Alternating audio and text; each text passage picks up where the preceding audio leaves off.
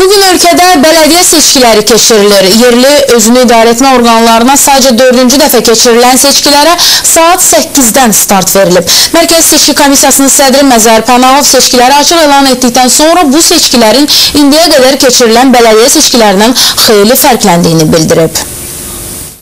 Dairə seçki komissiyaları öz ərazilərində olan hər bir bələdiyyə üçün ayrı özlərinin protokollarını Mərkəzi Seçki Komissiyasına təqdim edəcəklər.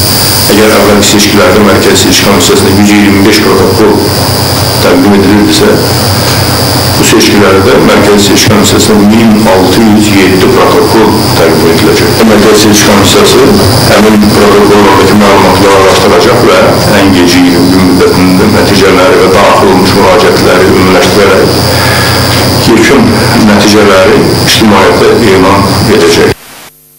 Seçkilərin gedişatını Mərkəzi Seçki Komissiyasında gün ərzində müxbirimiz Aytən Abdulova izləyəcək. Seçki prosesinin təfərrüatlarını öyrənmək üçün hal-hazırda Aytənlə birbaşa bağlantıdayıq. Salam Aytən, son məlumatları səndən eşidəyim. Salam Nəzrin, qeyd etmək istəyirəm ki, hazırda 1607 bələdiyyə üzrə 15035 bələdiyyə üzvlüyünə 37077 namizədin seçimi aparılır. Namizədlərdən 11000-ə yaxın 8 siyasi partiyanı təmsil edir, yerdə qalan namizədlər isə seçkiyə öz təşəbbüsləri ilə qoşulublar.